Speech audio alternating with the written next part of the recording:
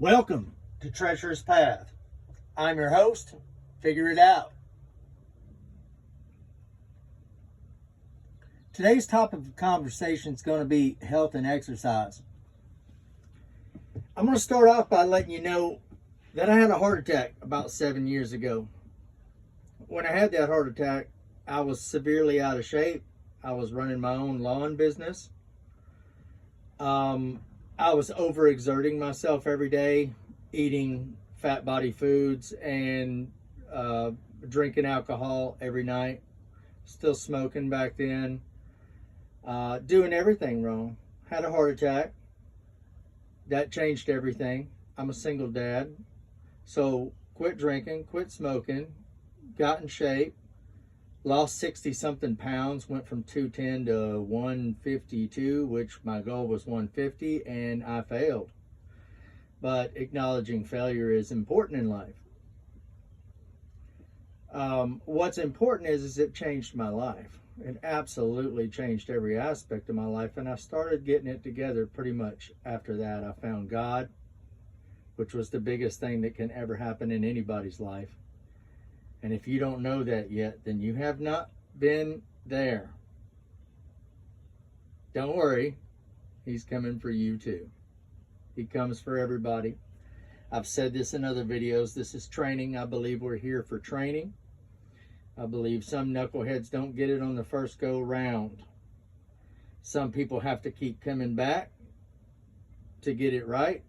I'm either on one of my final trips or I'm just that good. I guess we'll find out when I get up there, or wherever up there is, or there, or I believe it's another dimension, so I don't know how that works. Anyways, my health regimen to this day, that was 6 or 7 years ago, and for the last 2 years, after that I took only jobs that were good for your health, that were physically demanding. Exercise is the second most important thing in your life. The first thing is sleep. The second thing is exercise.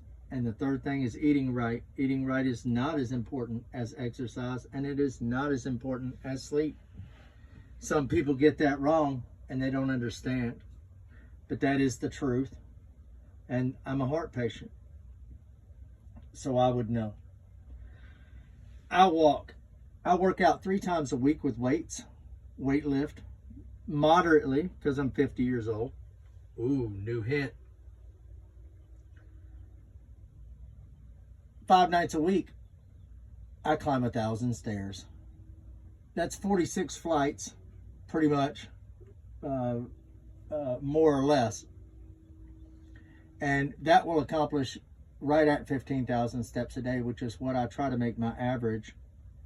I do not meet it. My average for the last 1 or 2 years is 11,900 steps a day. Average over 2 years. Not too shabby. I think if you stay above 10,000 and you work out 3 times a week and you try to eat right, well, there is a winning combination right there. It's taken me a long time to learn about health and to get it under control. It's hard over a long period of time, especially if you're like me.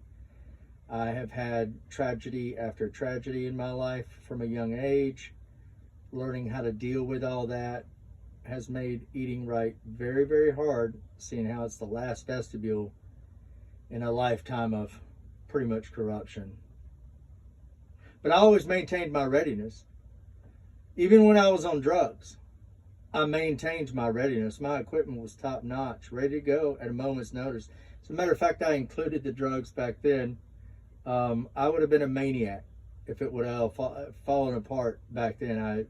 I would have been a force to reckon with out there. Probably still will be. Health and exercise is the last thing that I'm getting under control, but it's probably the thing I should have done first. It is the number one most important thing, because without it, you're dead. I don't know if everybody knows it, but we had a coup in America. In fact, we've had several, but the main coup started when Kennedy was shot in the face by our own government. That's pretty much a proven fact now.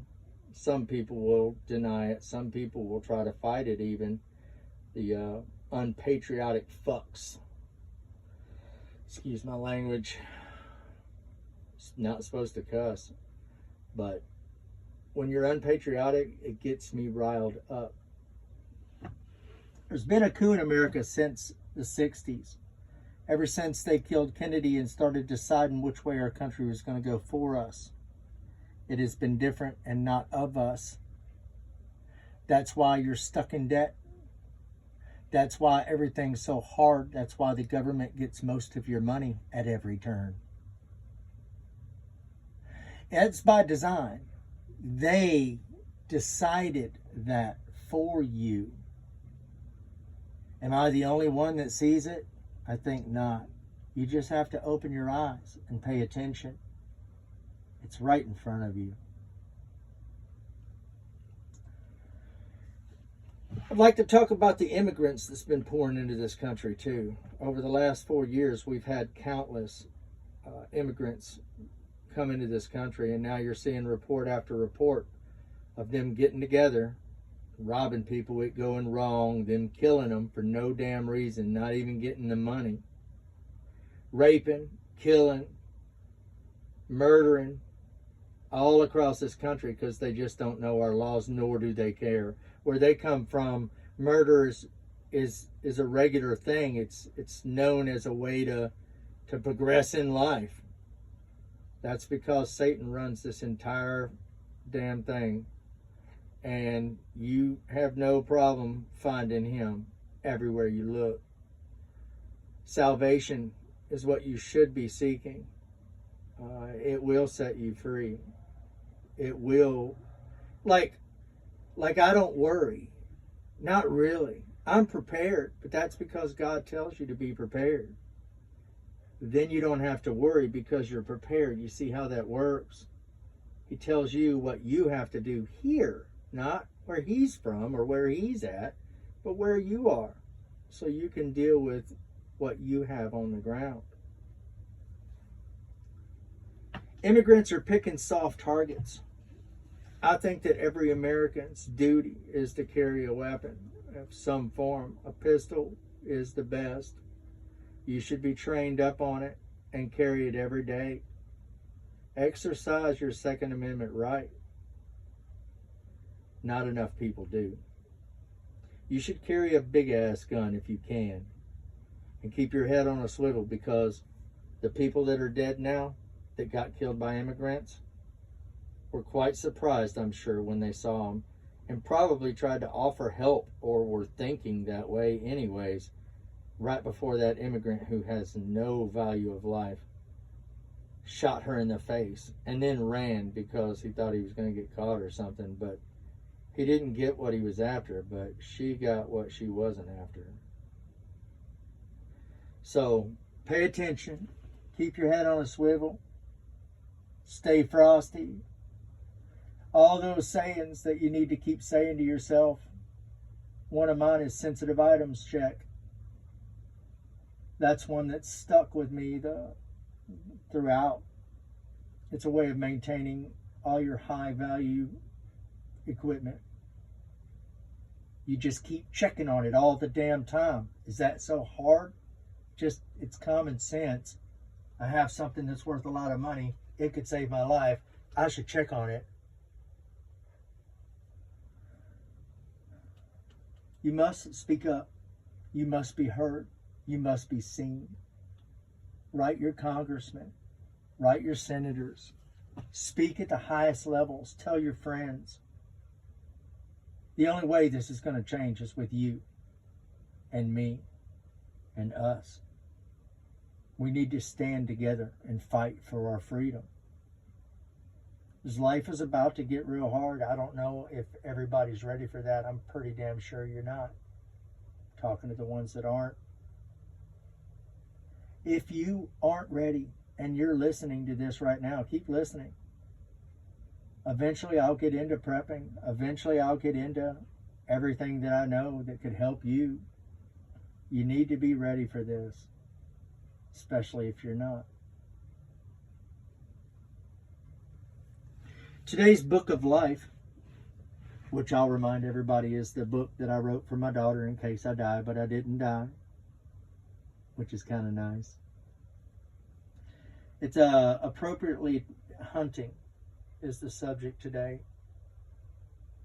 And I find it quite appropriate. Shh, be quiet. I'm hunting wabbits. Elmer Fudd was a hunter, but not a very good one. Hunting is as old as man. It is one of the greatest skills that a person can achieve. Unfortunately, we have lost that skill due to the invention of the grocery store. Be aware of your surroundings. Pay attention to anything out of place, like a paw print on the ground or a broken branch in the woods. Use all your senses and be very quiet and patient, and you might eat tonight. Might. Find the high ground so that you can survey a larger area. Now sit there and be quiet for an hour or so and see what happens. Watch, listen, concentrate, and pay close attention. Look for animal tracks or small trails in the woods. Animals use small trails to go places because they feel safer with something familiar. Remember that hunting does not always mean killing. Most of the time it's about learning the habits of the animal so you can predict its next action and be there to intercept. All that being said, I never really did become a great hunter because I didn't practice enough. I didn't get out there and do it enough. So that's one of the skills that I'm going to have to build on the go. Try not to be like me. Learn how to hunt. And good luck. Today's hint for the day is, I live in the best state in the country, and you know which one it is. You know, deep down. Just ask, it was that first name that popped in your head. It's not too hard. This is Figure It Out, and I'm on one hell of a treacherous path, and I'm out.